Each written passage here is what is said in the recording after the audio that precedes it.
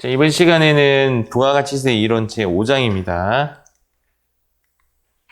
제목은 과세표준 및 매출세액이에요. 과세표준 및 매출세액. 일단 시험 문제에서는 과세표준을 묻는 문제가 나와요. 과세표준이 얼마인가라고 묻는 거죠. 일단 과세표준의 의미는 뭐냐면 세금을 과하는 표준인 거예요. 세금을 과하는 표준을 과세표준이라고 하고, 매출세액은 세금은 우리가 쓰는 계정 과목의 매출세액은 부가세 예수금이에요. 들어봤는데? 부가세 예수금.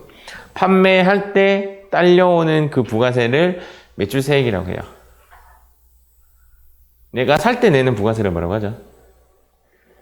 매입세액이라고 하죠. 매입세. 그것이 아까 우리 분계로 치면 부가세 대급금 이렇게 됩니다. 어쨌든 부가세 예수금, 부가세 대급금, 매출세액, 매입세액 다 똑같은 이야기예요. 자, 한번 보도록 할게요. 과세표준. 재화 또는 용역의 공급에 대한 부가가치세 과세표준은 해당 과세기간에 공급한 재화 또는 용역의 공급가액을 합한 금액으로, 이게 무슨 말이야? 해당 과세기간에 내가 공급했다라는 것은 팔았다라는 내용이죠. 공급한 재화 또는 용역의 공급가액이 뭐죠?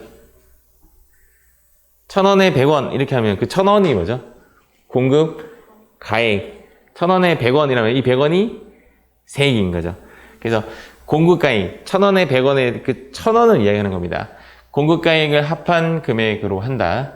공급가액은 대금, 요금, 수수료 그 밖에 어떤 명목이든 상관없이 재화 또는 용역을 공급하고 용역을 공급받는 자로부터, 매입자로부터 받는 금전적 가치가 있는 모든 것을 포함하되 부가세는 빼고 난 나머지를 이야기한다. 이렇게 됩니다. 그러니까 부가세는 뺀 나머지를 과세표준이라고 한다. 이렇게 보시면 됩니다. 부가가치세가 포함되지 않은 매출액을 공급가액이라고 하고, 공급가액은 한번 말씀드린 적이 있죠. 공급가액에 세액을 더하면 공급대가가 된다라고 했고, 공급가액이고, 그 공급가액에 포함되면, 부가가치세가 공급가액에 포함이 되면 얘를 공급대가라고 한다. 이렇게 되어 있습니다. 이런 수학적 공식이 나와요. 공급대가에 세액을 더하면 공급대가가 된다. 이런 결과가 나옵니다. 그럼 이제 수학으로 한번 접근 한번 해볼게요. 공급가액이 10,000원이에요. 그러면 세액은 얼마죠? 1,000원인 거죠. 10,000원에 1,000원 더한 얘를 뭐라고 하냐면 공급대가입니다. 자, 여기서 딱 지우고 11,000원을 10,000원으로 산출하는 방식은 1.1이라는 숫자는 맞습니다. 1.1을 나누어 줘야 되죠. 여기서 나누기 1.1 이렇게 하면 뿅뿅 돼서 x만 나왔잖아요. 맞죠? 그래서 공급대가에서 공급가액으로 수학적 산식으로 나누기 1.1 이렇게 나누어야 x가 나오죠. 그렇기 때문에 실제 실무에 계신 분들은 나누기 1.1을 아주 잘 알고 있습니다. 아주. 나누기 1.1 하면 공급 대가에서 나누기 1.1 하면 공급가액이 나온다는 거. 실무에 계신 분들은 상당히 많이 알고 있는 숫자입니다. 1.1. 잘못 알면 이렇게 돼요. 우리가 여기에 몇 퍼센트가 1,000원이에요? 10%가 1,000원이잖아요. 그래서 여기서 10%가 가액인 줄 착각하시는 분이 있어요. 그렇지 않습니다. 그러니까 요거의 부가세 얼마예요? 라고 물으면 간혹 1,100원요 라고 말씀하시는 분이 있습니다. 1,100원은 아니라 세액은 1,000원이죠. 이것을 수학으로 나타내면 나누기 11이에요. 근데 나누기 11은 유명하지 않은 숫자예요. 나누기 1.1 했다가 여기에 10% 이렇게 하는 거죠. 사람들이 생각 곡선이 나누기 공급대가에 나누기 1.1의 10% 이렇게 하는 거죠. 여기에 10%가 아니라 여기에 10%가 되어야 한다라는 겁니다. 자, 일반적인 공급가에 왜 선택도 이렇게 혼자 돈으로 대가를 받은 경우, 내가 오늘 햄버거 핫도그 장사, 어릴 때 핫도그 많이 먹었는데 핫도그 이렇게 초등학교 때 이렇게 핫도그 머리 폭 꼽아가지고 짝대기를 어디 막 꼽아가지고 보글보글보글보글 꼽으면 딱 꺼내가지고 설탕 한번 싹 버무려주고 케첩 쫙 해서 탁 하나 받았죠. 항상 핫도그 옆에는 뭐랑 같이 팔죠? 떡으로 시작하는 떡볶이. 그런데 이제 초등학교 때 떡볶이를 그거 먹고 싶은 마음에 떡볶이 살 돈은 없으니까 어떻게 하는 거야? 끝날 때까지 남아있는 거지. 마지막에 남아있는 거 한 방에 주는 걸 뭐라고 하죠? 떠리미. 울산 사투리인가? 떠리미. 뭐 처음 듣는 얘기야? 계속 끝까지 있으면 아줌마가 아이고 아니 다 먹어라 이러면서 남아있는 떡볶이를 다 줍니다. 떠리미. 그런데 그러니까 결론적으로 뭐 요즘 시대로 본다면 그 평일날의 가격과 주말의 가격이 다를 수도 있고 또는 아침의 가격과 오후의 가격과 저녁의 가격이 다를 수가 있죠. 똑같은 재료나 똑같은 서비스를 하는데 노래방도 그렇죠. 내 기억상으로는 평일날 노래방 가면 뭐 1,000원인데 주말에 노래방 가면 뭐 10,000원이고 이런 식으로 금액이 다릅니다. 어쨌든 간에 공급하는 재화는 똑같을지언정 돈의 수반이 다를 수가 있는 거죠. 그러면 그 돈에 따라서 부가세가 정해져요. 즉 금전으로 대가를 받는 경우에는 그 금전에 받은 대가가 공급 가액이 돼요. 일률적으로 똑같지 않다는 겁니다. 받은 대가.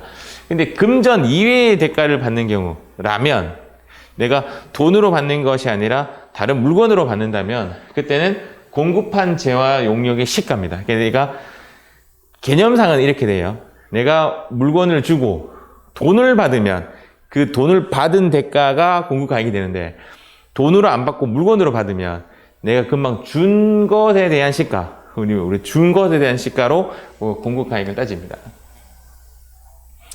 재화 또는 용역의 공급에 대해서 부당하게 낮은 대가를 받았다. 엄청나게 싸게 돈을 받게 되었다라면 그것은 받은 대가로 따지는 것이 아니라 그것도 준 대가가 되는 거죠. 지금 개념이 얘는 받은 대가, 얘는 준 시가, 얘도 준 시가가 되는 거죠. 부당하게 싸게 들어오면 준 시가로 공급가액을 따집니다. 대가를 외화로 받아. 대가를 원으로 받은 것이 아니라 달러로 받았다 이 말이죠. 달러로 받으면 이것을 원으로 환산해야 되는데 만약에 돈으로 우리나라 돈으로 바꾸는 것을 뭐라고 하냐면 환전을 할 수도 있고 또는 선적일이라고 해서 그 물건을 팔기 위해서 배에 실을 수도 있고 그 선적일과 환전일 중 빠른 날의 환율로 따집니다. 그러니까 대가를 외화로 받은 거죠. 공급 시기가 뭐냐면 선적일이에요. 선적일 세월이 이렇게 지나간다면 이날이 선적일이고 이날이 돈을 환전했다라면 환전일이 빠르죠. 그럼 환전일. 거꾸로 이렇게 세월이 지나가다가 선적하고 나서 환전했다. 그럼 선적일이 되는 거죠. 보면 공급시기 되기 전에 선적일이 되기 전에 돈으로 바꾸면 그 바꾼 날 환가환급이 이해가시죠? 그런데 대가를 외화로 받아 공급시기 이후에 선적일 이후에 환전을 한다면 이게 빠르죠. 그러면 선적일의 공급시기 선적일의 환율로 따진다. 근데 이것은 나중에 우리 부가세 실기에 수출 실적 명세서라는 수업을 해요. 그때 이 말이 나와요. 이제 그때 이 말과 이 말을 이제 일치시키려면 수출하는 재화는 공급 시기가 언제냐면 선적일이라는 걸 먼저 알게 된다면 결론적인 정답은 선적일과 환가일 중 빠른 날이 정답이 되는 거죠. 무슨 말인지 아셨습니까? 선적일과 환전일 중 빠른 날이 공급 가액, 빠른 날의 환율이 공급 가액이 된다. 그렇게 보시면 됩니다. 일단 여기서 가장 중요한 건 뭐냐? 얘죠. 예. 돈으로 받으면 받은 대가. 그게 가장 중요한 내용입니다.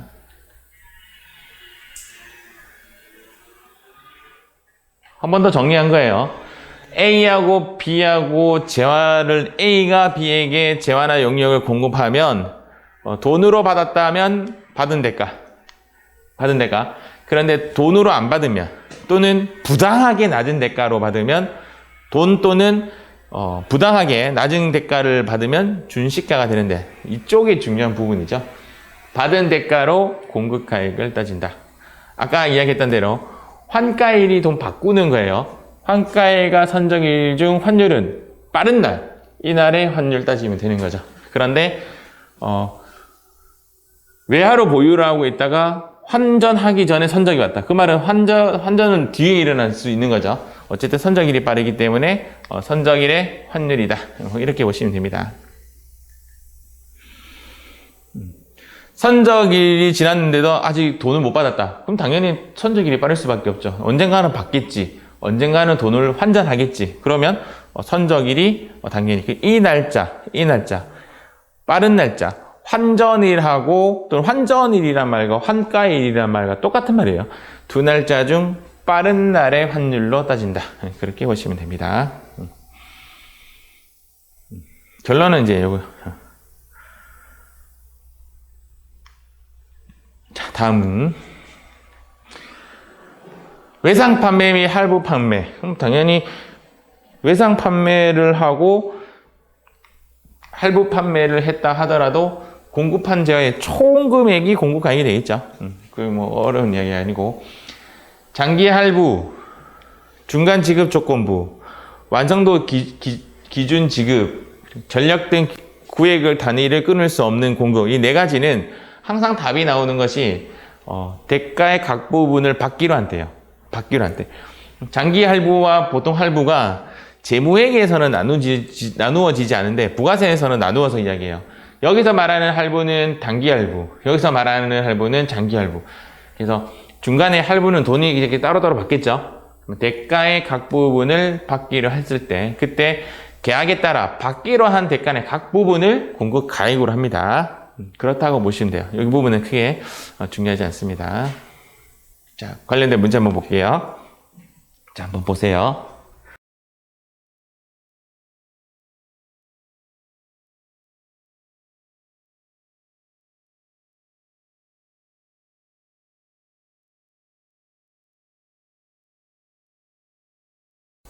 좀 어려운 문제네요. 되게 어려운 문제네요. 이런 문제 나오면 못 풀죠. 이런 문제 나오면. 일단 느낌으로 한번 볼게요. 외상 판매 및 할부 판매. 아까 외상 판매, 할부 판매는 공급한 제하의 총 가액. 어제도 봤던 글자 같다 맞죠? 맞는 말 같고. 3번 볼게요. 장기 할부, 중간 지급 조건부, 완성도 기준 지급, 구액 단위를 끊을 수 없는 전략 같은 계속 공급하는 거. 이 네 개는 대가의 각 부분을 받기로 한 때, 그때 공급가액을 따집니다. 그래서 계약에 따라 받기로 한 대가의 각 부분을 공급가액으로 한다. 이것도 맞는 말. 아까 책에 나왔으니까. 완성도 기준 지급. 똑같은 얘기죠. 이 두 개 똑같은 겁니다. 완성도 기준 지급, 중간 지급 조건부의 경우에도 똑같이, 얘랑 똑같이 계약에 따라 받기로 했을 때, 그때, 이것으로 본다. 그렇게 보시면 됩니다. 정답은 2번인데 위탁 가공 무역 방식이 뭐냐면 내가 우리나라에서 예를 들어서 베트남 쪽으로 좀 그런 일이 많죠. 위탁을 해서 그쪽에서 가공해 주세요라고 하고 거기서 최종 제품을 만들어서 물건을 이렇게 파는 것을 위탁 가공 무역 방식이라고 합니다. 위탁 가공 무역 방식에서는 우리나라가 베트남에게 재료를 주겠죠. 소스를 주겠죠. 그 소스나 재료를 줬을 때 그때 수출로 보는 것이 아니라 베트남에서 최종 제품을 다 완성하고 그때 내가 그 베트남에서 타 나라로 수출할 때 그때 공급한 것으로 봐요. 이게 위탁 가공 무역 방식인데 위탁 가공 계약에 의해서 수출한 가공비가 아니라 이렇게 되죠. 완성된 제품의 인도 가액이죠. 완성된 제품의 인도 가액을 공급 가액으로 한다. 아주 어려운 얘기입니다. 이런 문제 나오면 저도 이렇게 해요. 이런 문제가 나오면 하나하나 기억하는 게 아니라 그냥 읽어보고 눈에 좀 익은 문제가 나왔다 그러면 괜찮을 것 같고 얘가 답인 것 같다 이렇게 답을 구하는 거죠. 이거 어떻게 다 외워요? 못 외웁니다. 공급가액에 포함하는 거 너무 많아요. 너무 많아서 어떻게 기억하냐면 모두 다 이렇게 생각하시면 됩니다. 모두 다 개념상 모두 다 공급가액에 포함한다. 제가 금방 뭐라고 했죠? 모두 다라고 생각해요. 공급가액에 포함하는 것은 모두 개념 자체가 시험에 나오는 문제 느낌이 어떤 느낌이 딱 드냐면 읽어보면 그래 다 포함해. 그래 다 포함해. 그런 개념이에요. 지금 내용상 뭐냐면 과세 표준에는 장기 할부 판매 또는 할부 판매 이자 상당액. 여기가 지금 빨간색이란 말이죠. 얘를 암기하라는 거예요. 그래서 이렇게 암기를 합니다. 밑에 나오네요. 정리가 해놨네. 다 못 외우니 뭐라고 해놨어요? 이렇게 외우자. 할부 이자 및 대부분 이렇게. 할부 이자 및 대부분. 할부 이자가 여러분들 낸 적 있나요? 지금 현재 문제가 공급가액에 포함한다는 말은 부가세를 낸다는 말이 안 낸다는 말이에요. 낸다라는 말이에요. 부가세를 낸다는 뜻이에요. 공급가액의 10%가 부가세니까 공급가액이 되면 여기에서 10% 부가세를 냅니다. 그러면 원래는 이자에는 부가세가 안 붙어요. 근데 할부 이자에만 특이하게 부가세가 붙어요. 근데 여러분들 할부 이자 내본 적 있나요? 지금도 내고 있습니다. 지금도 내고 있습니다. 핸드폰 요금에 그 할부 이자가 붙습니다. 그래서 핸드폰 요금은 할부를 하면 그 할부에 부가세가 또 붙어요. 특이한 겁니다. 그래서 여러분 핸드폰 딱 바라볼 때마다 할부 이자 이렇게 생각하시라고. 핸드폰 바라볼 때마다 할부 이자와 대부분 다 붙습니다. 그래서 연체 이자는 안 붙어요. 연체에 생겨서 생긴 보통 이자라고 하면 연체 이자잖아요. 연체 이자는 안 붙고요. 할부 이자만 붙습니다. 자동차도 할부하죠. 장기 할부 판매 또는 할부 판매 이자 상당히 하고 그리고 대가의 일부로 받는 운송보험료, 산재보험료, 운송비, 포장비, 할비를 포함하고 개별 소비세, 교통에너지 환경세, 주세 포함하고 그에 대한 교육세, 농업세 포함하고 이해가시죠? 다 포함한다 생각하시라고. 이거 다 외우려고 하지 말고 웬만하면 이런 거죠. 얘가 물건이에요. 얘가 물건이면 여기에 뭐 붙고 뭐 붙으면 여기에 10% 세금 때려요. 그냥 다 붙는다 생각하시면 되는 거죠. 이해하죠? 일부는 빠지겠죠? 그 뒤에 나오는 거예요. 그래서 웬만하면 다 붙는다 이 말입니다. 자기 적립 마일리지 외의 마일리지인 제3자 적립 마일리지 등으로 결제받은 경우 좀 말이 좀 어려운 이야기인데 자기 적립 마일리지란 말과 제3자 적립 마일리지 말이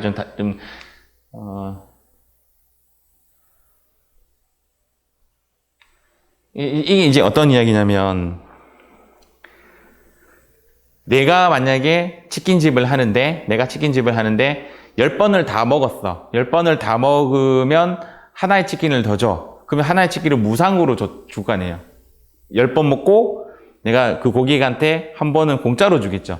거기에 대해서 또 부가세 내래. 그거는 좀 아니죠. 왜냐하면 이미 내가 10번 돈을 받으면서 결제 다 했거든. 그래서 그 자기 적립 마일리지는 아니다 이 말이에요. 왜란 말은 일단은 시험에 안 나올 거예요. 아마 안 나올 건데 그냥 해석만 그냥. 자기 마일리지는 내가 이미 10번 결제 다 받은 그 안에 부가세 다 붙여서 해줬는데 또 공짜로 주는 거 또 부가세 낸다는 말이 좀 그렇죠. 제3자 적립 마일리지는 뭐냐면 이런 거죠. 내가 대한항공 비행기 타면 그 마일리지가 쌓이는 거죠. 그 마일리지로 뭐 어떤 물건을 살 수가 있대. 그러면 그 물건을 살 때 적립 마일리지를 이렇게 해서 물건을 사겠죠. 그 물건을 사면 그 사람은 자기 마일리지가 아니라 대한항공 마일리지로 판매를 했잖아요. 거기에는 부가세 붙는다. 이제 그런 얘기입니다. 거기는 이제, 마일리지로 받는다. 공급가액에 포함한다. 그런 경우입니다. 신용카드도 따지고 보면 마일리지 싸움이죠. 신용카드 마일리지로 물건 사고 막 그러잖아요. 우리 포인트. 그래. 포인트로 물건 사면 내 마일리지가 아니라 타인 마일리지거든요. 타인 마일리지로 내가 결제를 하게 되면 거기에 대해서는 부가세를 낸다. 그렇게 보시면 됩니다. 단 이 뒷부분 그냥 넘어가시면 될 것 같아요. 결론은 뭐냐? 공급가액에 포함하는 거. 결론. 다 포함한다. 다 포함한다. 하나 더 추가로 기억할게. 무슨 이자? 할부이자. 연체이자는 안 들어가요. 연체이자는 안 들어가요. 그 다음 공급가액에 포함하지 않는 거. 매출 애누리, 매출 환입, 매출 할인. 얘는 매출한 것에 대해서 취소한 거잖아요. 당연히 포함하면 안 되죠. 매출한 것에 대해서 취소했는데 어떻게 그 부가세 내라는 거야. 그건 말이 안 되는 거니까 당연히 빼는 거고. 금방 이야기했죠? 연체이자는 포함하지 않습니다. 그리고 국고보조금하고 공공보조금. 국가에게 내가 돈을 보조받았어요. 거기 부가세 내래. 이것도 아니잖아요. 아니잖아요. 지금 내 말의 그 뉘앙스를 느끼셔야 돼요. 다 못 외워요. 공급받는 자에게 공급받는 자에게 도달도 하기 전에 파손됐어, 물건이. 그럼 당연히 이런 느낌이 나잖아요. 다시 백시켜줘야 되잖아요. 근데 국가가 부가세 내려. 아니잖아요. 용기 또는 포장의 횟수를 보장하기 위하여 받는 보증금. 저희 때는 좀 이런 게 있었습니다. 대학생 때 선배가 야 맥주 사와 이렇게 하면 맥주를 사러 가면 슈퍼 아줌마가 맥주를 짝으로 팔아요. 요즘도 그러는가? 요즘은 비닐봉지에 담아서 팔잖아요. 옛날에는 가서 맥주를 짝으로 이렇게 선배가 사오라 하면 사서 얘랑 내랑 맥주 짝 딱 들고 이제 동아리방이면 동아리방에 가져가서 아줌마가 딱 그러죠. 야, 니 그 맥주 짝 나중에 들고 와야 돼. 이렇게 해요. 들고 올게요. 그러면 야, 니 못 믿겠어. 5,000원 내라. 5,000원 주고 맥주 먹고 갖다 주면 다시 5,000원 돌려주죠. 이런 개념이 요즘으로 치면 약간 어떤 개념이냐면 비닐봉지. 마트에서 비닐봉지 나중에 가지고 오시면 50원 돌려드릴게요 하고 50원 주고 비닐봉지 제공받고 돌려줘 봤어요? 돌려주면 50원 이렇게 돌려줘요? 그거 횟수를 보장받기 위해서 받는 보증금 거기 부가세 붙이면 안 되지. 당연하지. 여기서부터 지금 정리해보면 얘는 판매하기 전에 뭔가가 취소된 거고 얘도 판매하기 전에 뭔가 취소된 거고 얘는 국가에서 받은 보조금이 무슨 부가세야 이런 거고 얘는 당연히 줬다가 받을 건데 가져갔다가 돌려줄 건데 그거에 대해서 부가세 붙이는 거 아니잖아. 그것도 판 게 아니니까. 여기까지만 지금 정리해보면 당연한 거라고 말을 끼워 맞췄죠. 이해가죠? 아까 포함시키는 건 제가 모두 다 엔드 할부이자 얘는 당연히 안 들어가 판매 안 한 거는 부가세 안 붙여야죠. 당연한 거와 무슨 이자? 연체이자와 할부이자는 고민하셔야 된다 이 말이죠. 할부이자는 붙는 거, 연체이자는 안 붙는 거. 얘네들이 잘 읽어보면 여기까지 잘 읽어보면 어떤 내용이냐? 당연한 겁니다. 당연한 거. 당연히 포함 안 시키는 겁니다. 당연히 포함 안 시키는 거. 그 다음 한번 읽어보면 혹시 그 봉사료 주는 곳에 결제 한번 해본 적 있으세요? 봉사료. 호텔, 커피숍 이런 데 가보면 대빵 비싸죠. 와, 내가 이번에 이제 자녀들 이번에 호텔에서 숙박을 하는 일이 있어가지고 갔는데 일찍 간 거야. 일찍 가면 어떻게 하죠? 돈 좀 더 주고 일찍 입장하는 방법이 하나 있고 그걸 뭐라고 하더라? early 체크인 빨리 하고 돈 얼마 주는지 물어보진 않았고 1시간 딱 남았더라고. 나는 또 약속이 있어서 가야 되는 상황이었고 애들만 안 가놓고 애들 보고 나는 2시 체크인인 줄 알고 호텔에 와서 체크인을 딱 하려고 했더니 3시래. 그래서 1시간 입고 가라고 카드를 주고 저기 커피숍에 커피 먹고 올라가야 했지. 커피값이 장난 아니더라고. 그런 커피값에 보면 뭐가 들어가 있어요? 봉사료가 들어가 있습니다. 커피값 뭐 10,000원, 봉사료 5,000원. 봉사료가 뭐지 대체? 누구에게 주는 팁? 맞습니다. 직원입니다. 직원. 우리나라는 아직 팁 제도가 좀 안 돼 있는데 외국에는 테이블당 담당하시는 분이 계시잖아요. 그러니까 그 돈은 사업주가 먹는 것이 아니라 서비스 해줘도 서빙 보셨던 분이 가져가는 거예요. 그러면 내가 사업주 입장에서는 고객한테 10,000원 받고 그다음 5,000원 팁 받고 자 10%가 부가세야. 10,000원 받고 5,000원 받았어요. 부가세 얼마 받아야 돼? 10%면 10,000원에 10% 받아야 될 거고 5,000원에 10% 받아야 돼요? 이건 안 받습니다. 10,000원에 대해서만 10%를 받는 거죠. 그러니까 15,000원에 1,000원만 더 붙는 거죠. 저번에 제 연수생이 이런 이제 서비스업이었는데 자기가 15,000원 결제를 하고 1,500원 부가세를 계속 낸 거야. 근데 실제적으로는 그 5,000원은 내가 내는 것이 아닌데 자기가 계속 내와가지고 많이 과금이 되었다 이런 이야기 하더라고요.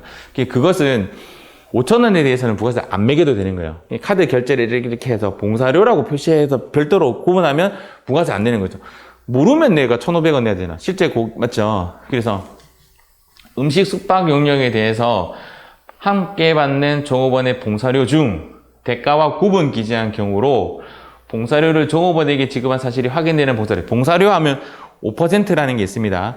5% 사업자의 수익 금액으로 계산하지 않은 금액, 뭐 이런 것들을 공급가액에 포함하지 않는 것. 얘를 어떻게 외우냐면 이렇게 생각하시면 돼요. 다 못 외우니까 이렇게 외우자. 어떻게? 연체이자와 당연한 거. 연체이자와, 그러면 정리됐어요. 공급가액에 포함하는 거는 모두 다 엔드 할부이자.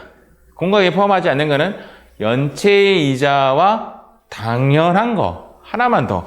시험에는 잘 안 나올 것 같은데 최근에 한번 언급이 된 적이 있어서 아까 이야기했죠. 내가 자기 적립 마일리지는 당연히 부가세 안 냅니다. 이미 냈기 때문에. 제3자 마일리지는 부가세 내는 게 맞고, 이 부분까지 좀 하면 좀 어려운 것 같아요. 오늘은 여기까지 하도록 하겠습니다.